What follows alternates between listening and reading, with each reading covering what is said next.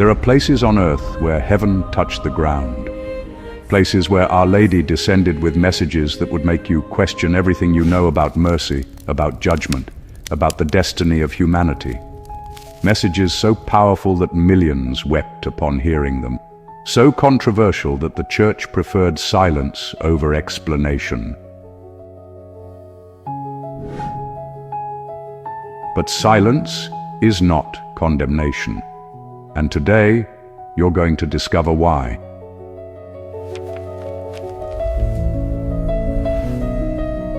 There are apparitions of Our Lady that you've never heard of. Not because they're false, but because they challenge our human understanding of the divine. Today we're going to open the doors to 5 Marian mysteries that the Church has not approved. Not because they're heretical, but because prudence demands caution when heaven speaks. Prepare your heart, because what you're about to hear won't make you more religious. It will make you more humble before the mysteries of God. You're going to learn about an apparition where Our Lady cried tears of blood and no one could explain it. A place where she revealed secrets of purgatory that would make you pray differently. A message about the end times that the Church still studies in silence. Visions that saints experienced, but were never officially recognized, and the real reason why some apparitions remain frozen in time.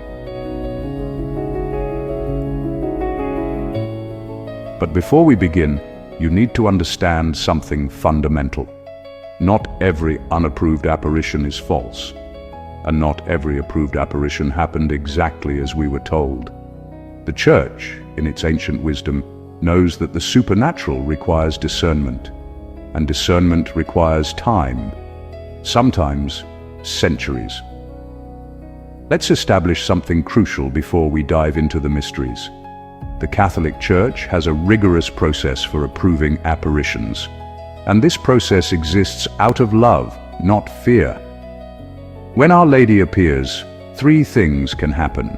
First, the Church investigates and declares constat de supernaturalitate, which means the supernatural origin is confirmed. This is the case with Fatima, Lourdes, Guadalupe. Second, the Church declares non constat de supernaturalitate, which means the supernatural origin is not confirmed. It doesn't mean it's false, it means there's not enough evidence to affirm it's true. Third, the Church maintains prudent silence. It doesn't approve, doesn't condemn, it just observes. And this is where the most intriguing mysteries dwell. And why the silence? Because some spiritual truths are so profound that humanity isn't ready yet to fully comprehend them. Because God, in His infinite wisdom, reveals Himself in layers. And because the Church, like a good mother, knows that not everything that is true needs to be proclaimed immediately. Now you're ready. Let's go to the 5 mysteries. Imagine a silent convent in the interior of Japan. A deaf nun named Agnes Sasagawa. She couldn't hear, but suddenly she began to hear a voice that no one else heard. It was 1973, and what happened in that place would challenge even the most skeptical scientists. A wooden statue of Our Lady began to cry. Not ordinary tears, tears of human blood. And this happened 101 times, before witnesses, including agnostics and Buddhists who were present. Scientists from Akita University collected the tears, analyzed them, confirmed human blood type B from a wooden statue. But the tears weren't the most disturbing part. Our Lady gave 3 messages to Sister Agnes. The first about prayer and penance. The second about the importance of the rosary. Nothing extraordinary so far, right? But the third message. The third message spoke of a punishment greater than the flood, of fire falling from the sky, of cardinals against cardinals, bishops against bishops, of a church in crisis so deep that only prayer could prevent the destruction of a large part of humanity. Why didn't the Church fully approve Akita? Well, technically, the local bishop approved it in 1984. He declared the events had supernatural origin. But the Vatican? it maintains an eloquent silence. And here's the secret no one tells you. The message of Akita is practically identical to the third secret of Fatima, word for word in some parts. And this creates a fascinating theological dilemma. If Akita confirms Fatima, then we're facing a prophetic pattern. Our Lady is warning humanity consistently. But if we admit this publicly, we'd have to admit that the crisis in the Church that she prophesied in 1917 and repeated in 1973 is happening now. Brother, sister, the Church doesn't silence Akita out of disbelief. It silences out of prudence. Because officially recognizing such a somber prophecy about internal division would require immediate action. And some truths, when spoken too early, can cause more panic than conversion. But you need to know this. You need to pray about this, because the tears of blood were not in vain. And if you think Akita is intense, prepare yourself for the next apparition, because what happened in Zaytun will challenge every cell in your body that still doubts the supernatural. Egypt, 1968, a predominantly Muslim country, a Coptic Orthodox church dedicated to the Virgin Mary, and suddenly something no skeptic could explain. Our Lady began to appear over the church dome, not to one person, not to a small group, to thousands, hundreds of thousands, Christians, Muslims, atheists, journalists, scientists. And you know what's most extraordinary? There was no verbal message, none. She just appeared, luminous, dressed in white and blue, making gestures of blessing. Sometimes for minutes, sometimes for hours. The president of Egypt, Gamal Abdel Nasser, personally investigated. He was Muslim. And he saw. Photographers captured the images. International newspapers published them. To this day, you can find these photos. They're not falsifications. They're historical documents. Doves of light flew around her. Stars fell from the sky like luminous snow. The perfume of incense filled the air without there being physical incense. And the blind saw, the paralyzed walked, cancer patients were cured. More than 2 million people witnessed this over 3 years.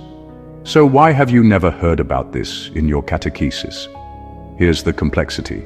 The Coptic Orthodox Church approved it immediately. Patriarch Cyril VI officially declared it was Our Lady. But the Catholic Church, it acknowledged it with respect but didn't make a universal proclamation. Why? Because Zaytun had no verbal messages, and in Catholic theology, Marian apparitions usually come with specific spiritual direction. Zaytun was pure presence, pure visual manifestation. And this raises a profound theological question. Can Our Lady appear just to console, without asking for anything, without prophesying? The answer is yes, and Zaytun proves it. But officially recognizing this would mean admitting that the supernatural doesn't always follow the same patterns, that God can surprise the Church as much as He surprises the faithful. Zaytun happened in Egypt, the land where Mary and Joseph fled with the infant Jesus to escape Herod. She returned to the place where her son was protected, and she protected again, consoling a people suffering from wars and divisions. She didn't need to speak. Her presence said everything. If Akita brought tears of blood and Zaytun brought silent light, the next apparition you're going to learn about brought something even more disconcerting, a literal journey to purgatory. Austria, 1940. A young seamstress named Maria Simmer began to receive nightly visits. But they weren't ordinary visits. They were souls from purgatory. They came to ask for prayers. They came to explain their sufferings. And they came to reveal secrets about life after death that would make you rethink every sin you commit without thinking. Maria Simmer lived 64 years receiving these visits. She didn't seek fame, didn't write books. She just prayed, suffered, and interceded for the souls that visited her. And when priests began to investigate, they discovered something extraordinary. The information Maria received about deceased people was verifiable. names, dates, hidden sins that no one knew. All true. The souls in purgatory taught Maria things that theology always knew, but that we forget in practice. First truth, purgatory is not a place of divine punishment. It's a place of purification through love. The souls there don't hate God. They love Him so much they can't bear to be in His presence with stains on their souls. Second truth, our prayers really do liberate souls. One Mass, one Rosary, one offering of suffering can reduce decades of purification for a soul. Third truth, the souls that suffer most in purgatory aren't those who committed great crimes, but those who had great spiritual responsibilities and failed. Priests, nuns, catechists who lived with lukewarmness. Maria Simma revealed something chilling. Many saints we venerate passed through purgatory. Saint Padre Pio appeared to her, saying he spent time there, purifying small faults. If a saint like Padre Pio needed to be purified, what about us? Why didn't the Church proclaim Maria Simma as an official visionary? Because private visions of souls from purgatory are extremely difficult to verify theologically. There's no way to scientifically prove that a soul visited someone. And the Church, wisely, doesn't want to set a precedent where anyone who claims to see souls is automatically considered a visionary. But the local bishop investigated. Priests heard Maria's confession, and all concluded the same thing. She was sincere, orthodox, and her fruits were good. Thousands returned to confession because of her. The Church doesn't need to officially approve Maria Simma for you to learn from her, because the doctrine of purgatory already exists. What Maria did was make it alive, real, urgent. So, brother, sister, if you have a loved one who died, pray. Pray now. Offer a Mass. Souls wait for your prayers, and your prayers have power you can't even imagine. And if you think talking with souls from purgatory is intense, wait until you learn about the fourth apparition, because what happened in Garabandal will make you question everything about free will, prophecy, and the end times. Spain, 1961. 4 girls playing in a small village in the mountains. Suddenly, an angel appears. Then Our Lady. And what began as simple visions transformed into one of the most complex and controversial Marian cases in history.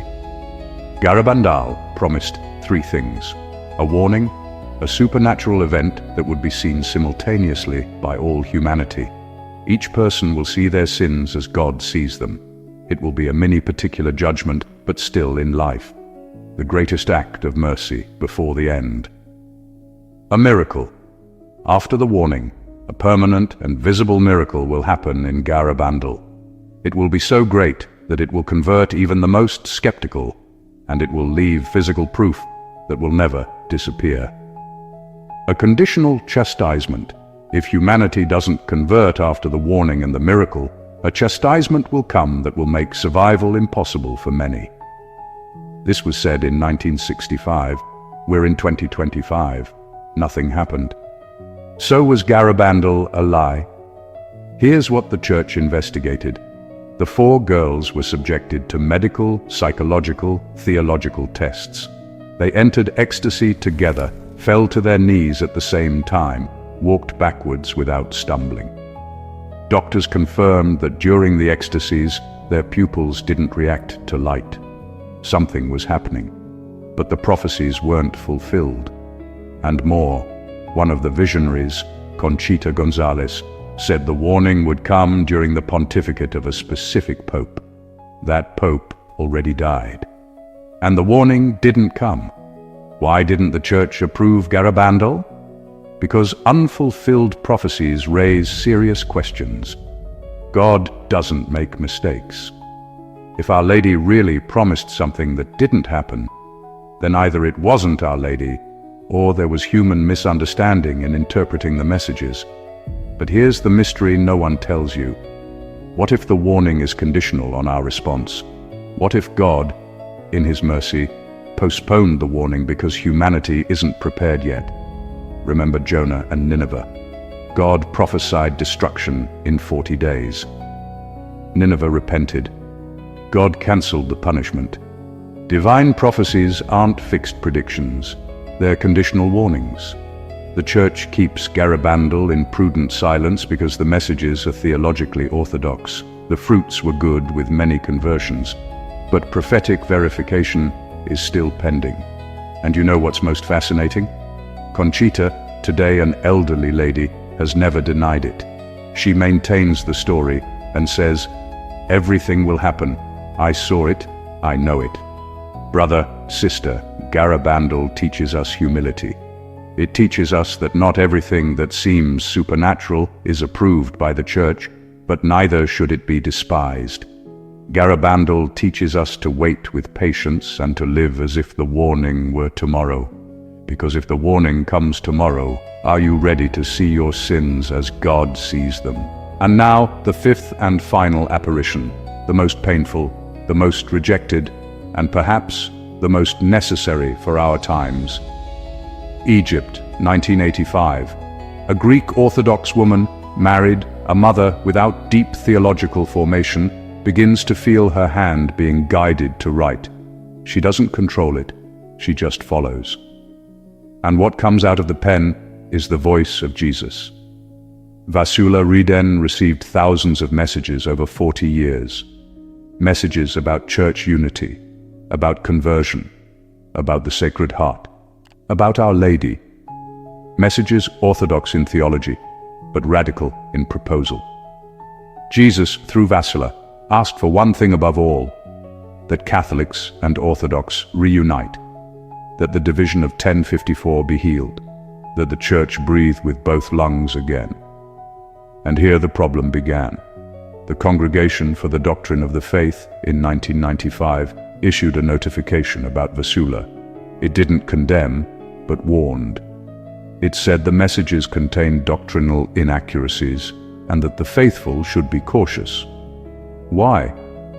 First, Vasula spoke of a Eucharistic unity between Catholics and Orthodox before full doctrinal communion. This goes against the Church's current discipline. Second, some messages seem to suggest automatic writing, a practice associated with spiritualism. Although Vasula denied it, the way she received the messages generated discomfort. Third, Vasula, being Orthodox, received messages about Catholic devotions. This created ecclesiological confusion. But in 2004, something extraordinary happened. Cardinal Ratzinger, the future Pope Benedict XVI, reviewed the case. And he wrote a letter saying the identified problems were corrected and that Vasula could continue her ministry. The Church didn't approve the messages as public revelation, but also didn't condemn them. It left them in prudent limbo. Why is Vasula so controversial? Because she touches open wounds. The division of the Church isn't a comfortable topic. Recognizing that Christ suffers with our division is painful. And admitting that perhaps we're more attached to human traditions than to the unity Christ asked for, that hurts too much. Vasula makes people uncomfortable because she forces the Church to look in the mirror. But brother, sister, here's the secret. The Church doesn't need to approve Vasula for you to learn from her. The central message of unity, love, conversion, humility, all of this is biblical. All of this is Catholic. Whether the specific messages come from Jesus or are mystical inspirations from Vasula herself, that doesn't matter as much as the fruit they produce. And the fruit was, thousands returned to prayer, to confession, to the Church. And now, after learning about these 5 silenced apparitions, you're ready to understand the greatest secret of all. So, why does the Church silence some apparitions? Here's the truth no one tells you, but that every serious theologian knows. The Church silences not out of fear of truth, but out of love for truth. Let that penetrate your soul. When the Church doesn't immediately approve an apparition, it's not saying this is false. It's saying we don't yet know if this is from God, and we won't risk the souls of the faithful out of haste. Because approving a false apparition would open the door to massive spiritual deception. It would betray Christ's flock. But rejecting a true apparition before its time would also be a sin. It would be quenching the Holy Spirit. So the Church does the only wise thing. It waits, it observes, it discerns, and it lets time reveal the truth. Do you know how many years it took for Lourdes to be approved? 4 years. Do you know how many years it took for Fatima to be approved? 13 years. Do you know how many years it took for Guadalupe to be fully recognized? 400 years. God is not in a hurry. The Church learned not to be in a hurry either. So what should you do with unapproved apparitions? First, don't automatically reject them. The Church hasn't condemned them. Second, don't place them on the same level as Fatima or Lourdes. The Church hasn't approved them. Third, evaluate them by their fruits. Good trees bear good fruit. Fourth, remain faithful to Church doctrine. No apparition can contradict the gospel. Fifth, pray. Ask for discernment. God doesn't hide the truth from those who seek it sincerely. These 5 apparitions you learned about today have something in common. Akita cried for a church in crisis. Zaytun consoled a people at war. Maria Sima reminded us of the reality of purgatory. Garabandal warned about the coming judgment. Vassila cried out for unity. All of them, approved or not, point to the same truth. Our Lady is trying to prepare the Church for something great, something that will require faith, unity, prayer, and deep conversion. And the Church, in its ancient wisdom, is listening. Even in silence, it's listening. Because sometimes silence isn't refusal, it's contemplation. Brother, sister, if you've made it this far, it's because God wanted you to know this. Not so you become an apparition hunter. Not so you live off spiritual sensationalism. But so you understand that heaven hasn't stopped speaking. Our Lady hasn't stopped interceding, and the Church hasn't stopped discerning. The world is full of noise, of false prophecies, of spiritual manipulation, and the Church, like a good mother, protects you from this with its prudent silence. But silence doesn't stop you from praying. It doesn't stop you from seeking holiness. It doesn't stop you from living as if Mary were by your side, because she is. If this video touched your heart, if something changed inside you today, I want you to do something. Write in the comments the name of one person for whom you will pray the rosary this week. One person who needs conversion, healing, liberation. Don't let this video pass in vain. God brought you here for a reason. That person you're going to write in the comments may be waiting for your prayers to change their life. And Our Lady, approved or not in each apparition, is waiting for you to pick up the rosary and fight for that soul. Write the name now. Make your public commitment to prayer. And subscribe to this channel, because we're going to continue revealing mysteries of faith that touch the soul and transform lives. May Our Lady, Mother of the Church and Queen of Heaven, intercede for you and for each person you placed in the comments. In the name of the Father, and of the Son, and of the Holy Spirit, go in peace and pray with faith.